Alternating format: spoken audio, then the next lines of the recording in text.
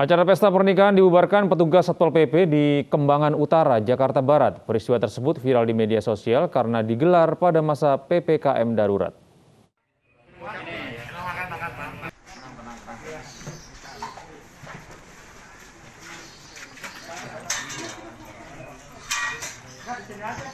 Sejumlah petugas Satpol PP Kecamatan Kembangan bersama TNI Polri menindak warga yang nekat menggelar resepsi pernikahan saat PPKM darurat.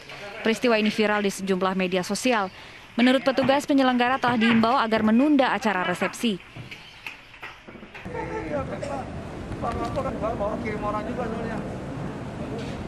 Mereka sudah melaksanakan akad nikah. Kemudian mereka rencana mau melaksanakan resepsi. Nah, tapi mereka sebenarnya sudah memahami bahwa situasi sekarang PPKM darurat. Tapi mungkin mereka melihat ini karena pernikahan harus meriah, banyak orang hadir, sehingga mencoba melaksanakan resepsi pernikahan. Kemudian tim kita datang dan meminta supaya panitia melakukan pembubaran. Sesuai aturan, sejumlah larangan berlaku di masa pemberlakuan PPKM darurat. Di antaranya adalah aturan tentang pelarangan acara hajatan atau resepsi pernikahan. Dari Jakarta, Miftahul Gani, iNews melaporkan. Pemirsa, Bareskrim Polri memutuskan untuk tidak menahan Dr. Louis Owen. Meski demikian, kasus penyebaran hoaks yang menjeratnya tetap ditindaklanjuti. Sebelumnya, Dr. Louis Owen ditangkap karena diduga menyebarkan hoaks terkait COVID-19. Usai diperiksa, Louis dipulangkan karena berjanji tidak akan mengulangi perbuatannya dan tidak akan melarikan diri. Meski tidak ditahan, Louis tetap berstatus sebagai tersangka kasus penyebaran informasi bohong. Polisi juga memastikan kasus yang menjeratnya akan tetap diproses.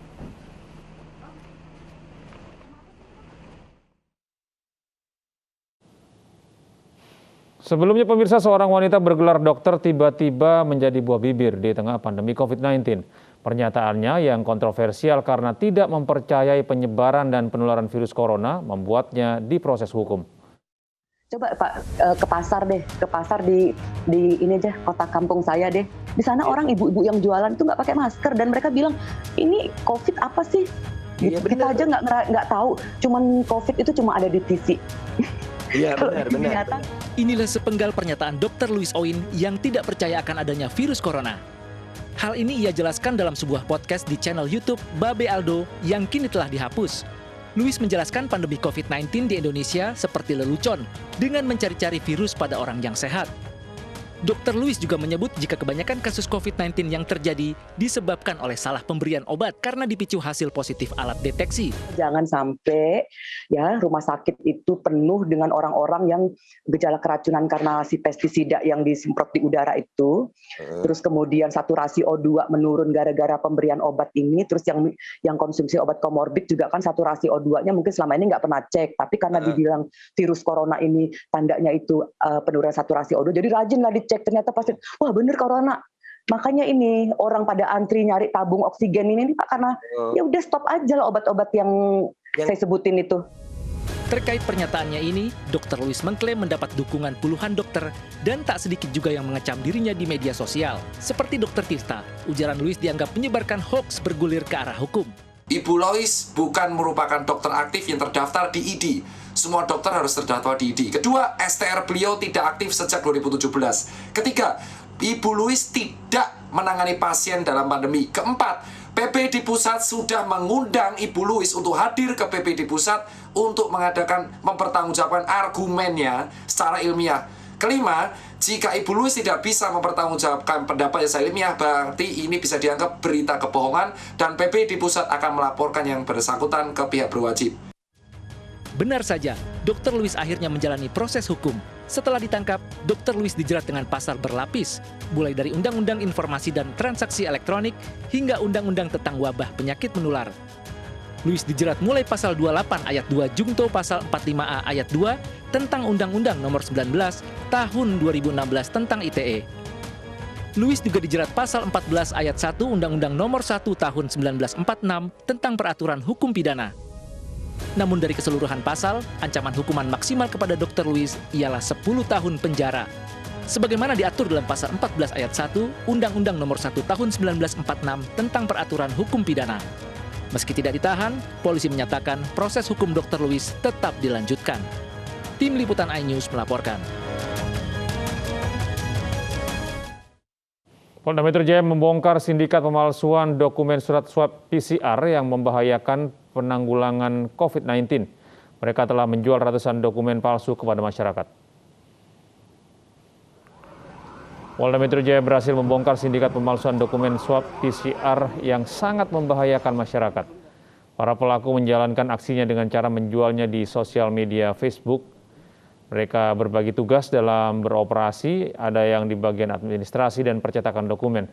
Mereka menjual dokumen swab palsu hingga Rp300.000 per dokumen.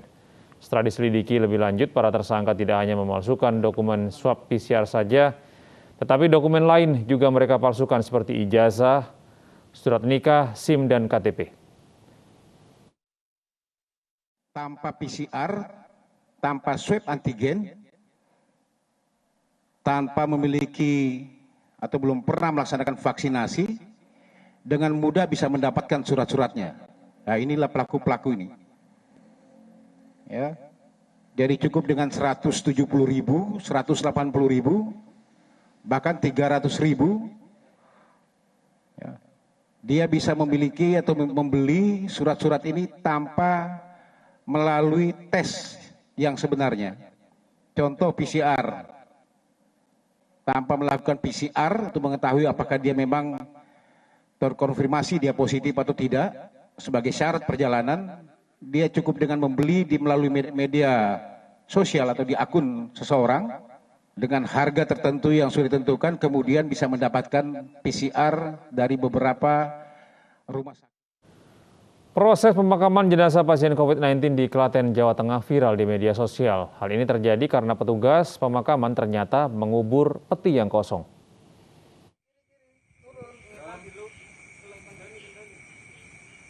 Inilah video amatir milik tim relawan kubur cepat Kamboja Polan Harjo, Klaten, Jawa Tengah saat melakukan pemakaman jenazah pasien COVID-19 di Rumah Sakit Solo Minggu malam. Setelah selesai melakukan pemakaman, tim mendapatkan informasi dari pihak rumah sakit bahwa yang dikubur tersebut belum terisi jenazah alias peti kosong. Keesokannya kuburan tersebut dibongkar lagi dan peti dibuka dan ternyata benar bahwa peti tersebut kosong. Setelah kita makamkan sesuai dengan prokes, malam hari kira-kira jam selesai pemakaman itu habis maghrib menjelang isya. Setelah itu kurang lebih jam setengah 12 malam, saya mendapatkan kabar bahwa peti yang saya makamkan itu kosong. Tim relawan desa akhirnya memakamkan jenazah secara layak Senin siang. Dari Klaten, Jawa Tengah, Saiful Effendi, iNews melaporkan. Istri Gubernur Sulawesi Tenggara meninggal dunia kemarin petang setelah terpapar COVID-19. Sebelumnya, almarhumah sempat mengeluh sesak nafas sejak 28 Juni lalu.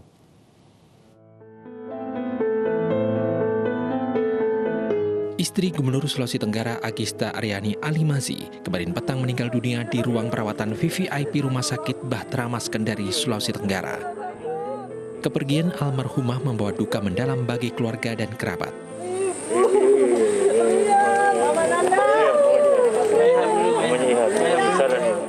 Sebelum meninggal dunia, almarhumah sempat dirawat di rumah sakit selama sepekan setelah mengeluh sesak nafas pada 20 Juni lalu sepulang dari Surabaya, Jawa Timur. Semoga husnul khotimah dan keluarga yang ditinggalkan untuk sabar. Bang, dengar kabarnya jam berapa tadi, Bang? 17.30. Sore, Bang? Sore. Rencananya almarhumah akan dimakamkan di pemakaman keluarga di Komplek Pemakaman Umum Punggolaka dengan protokol kesehatan. Dari Kendari, Sulawesi Tenggara, Febriono Tameng, iNews melaporkan. Pemirsa, seorang pria di Kabupaten Bekasi, Jawa Barat, Selasa sore ditemukan tewas di dalam rumahnya dengan tubuh sudah membusuk.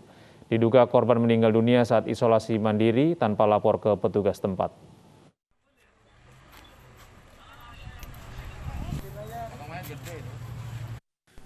Petugas Satgas COVID-19 Sukajaya mengevakuasi jasad pria yang ditemukan meninggal dalam keadaan sudah membusuk di perumahan Gramapuri, Desa Sukajaya, Kecamatan Cibitung, Kabupaten Bekasi, Jawa Barat. Pria yang diketahui bernama Sabidin berusia 41 tahun itu diduga meninggal saat isolasi mandiri.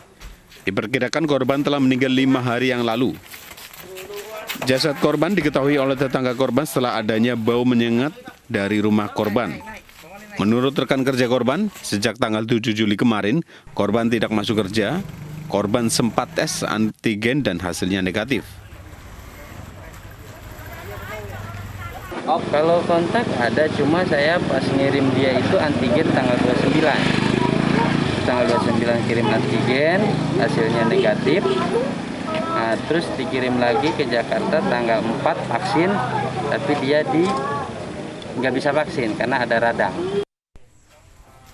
Sementara di korban tidak diperbolehkan masuk oleh petugas untuk mengantisipasi penularan COVID-19. Guna kepentingan lebih lanjut, jasad korban dibawa ke rumah sakit RSUD Cibitung dan kasusnya ditangani Kepolisian Polsek Cikarang Barat dan Mapolres Metro Bekasi. Dari Kabupaten Bekasi, Jawa Barat, Didi Junedi, Ainus melaporkan. Ya pemirsa, kematian warga di Kota Bekasi, Jawa Barat saat menjalani isolasi mandiri akibat terpapar COVID-19 menjadi sorotan salah satu organisasi Forum Relawan. Menyikapi hal itu, Wali Kota Bekasi mengaku belum melihat detail data yang diungkap organisasi pemantau tersebut. Angka kematian warga yang menjalani isolasi mandiri akibat COVID-19 di Kota Bekasi, Jawa Barat menjadi sorotan publik. Bahkan sejak Selasa pagi hingga Selasa siang, jumlah jenazah yang telah dimakamkan di pemakaman COVID-19 di TPU Pedurenan Mustika Jaya Kota Bekasi sudah mencapai 35 jenazah dan diperkirakan akan terus bertambah seiring hilir mudiknya ambulans yang silih berganti datang.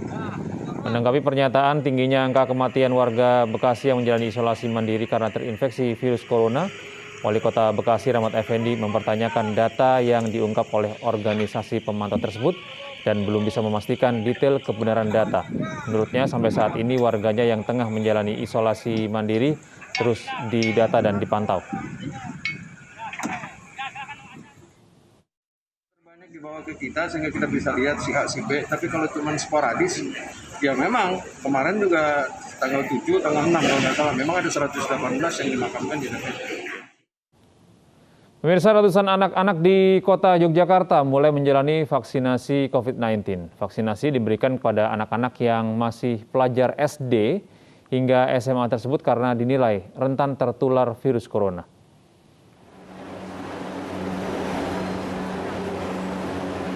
Vaksinasi perdana untuk anak-anak usia 12 hingga 18 tahun ini digelar di Gedung Parkir Kebun Binatang Gembiraloka, Yogyakarta, Selasa siang. Vaksinasi diikuti oleh 250 anak yang rata-rata merupakan pelajar tingkat SD hingga SMA di kota Yogyakarta. Sedikitnya ada 1.958 anak-anak yang terpapar COVID-19 di kota Yogyakarta, di mana 1 di antaranya meninggal dunia. Sebelumnya ada rasa takut atau enggak disuntik itu? Tidak. Kenapa mau divaksin ini? Biar sehat dan terhindar dari COVID-19. Vaksinasi COVID-19 akan dilakukan terhadap 44.999 anak-anak usia 12 hingga 18 tahun yang ada di Yogyakarta. Ini sudah mulai vaksinasi untuk anak-anak. Jadi untuk anak-anak kita itu yang umur 12 sampai 18 itu jumlahnya yang kota Jogja itu 44.999. Kemudian yang 18 tahun ke atas sampai lansia itu 311.811. Nah, hari ini kita memulai dengan sistem aplikasi yang baru pakai Jogja Smart Service. Vaksin yang digunakan untuk anak-anak ini adalah vaksin Sinovac. Vaksinasi dapat diikuti dengan mendaftar melalui aplikasi Jogja Smart Service. Dari Yogyakarta, Gunanto Farhan, iNews melaporkan. Ribuan warga rela antre untuk mendapatkan vaksin Sinovac gratis tanpa mengindahkan jaga jarak dan kerumunan. Warga berkerumun dalam kegiatan vaksin massal yang digelar di Makoyon Arhanud C, Gedangan, Sidoarjo.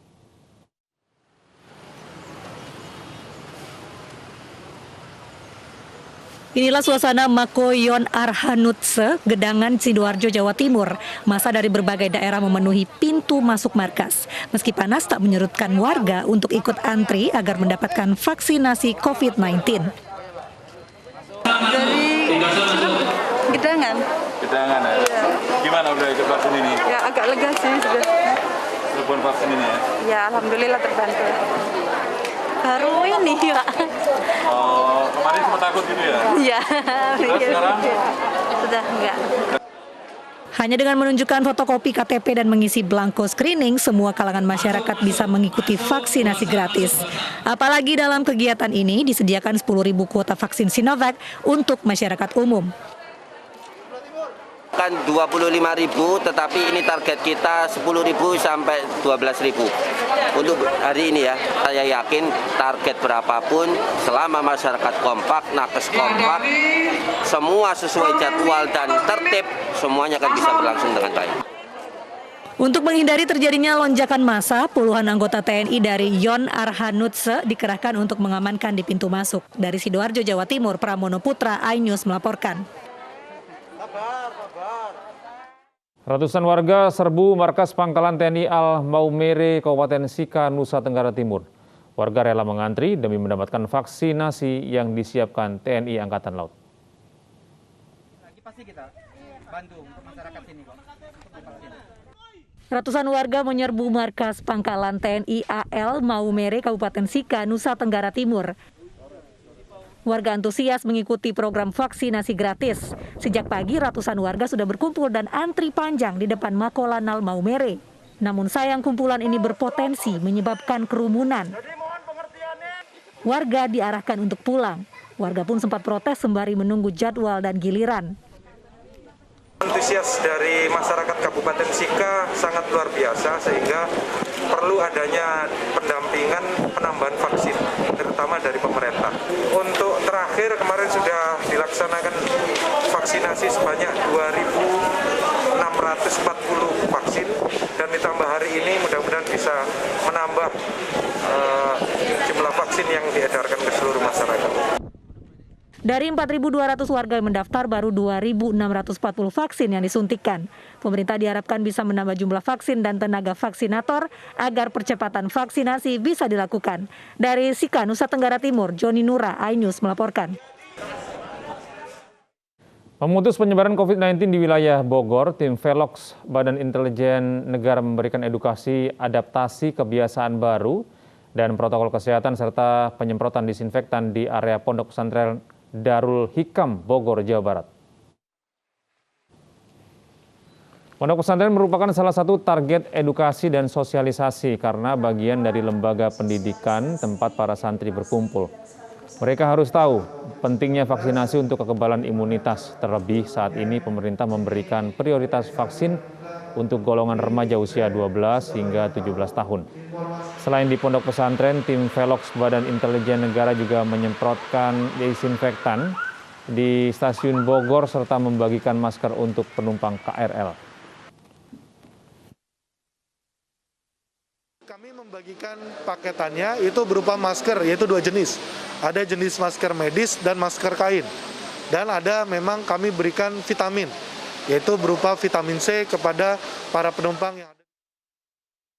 Warga Anda dengan mengetatkan protokol kesehatan 3M karena saat ini penularan COVID-19 semakin meningkat. Memakai masker, menjaga jarak dan menjauhi kerumunan, mencuci tangan di air mengalir.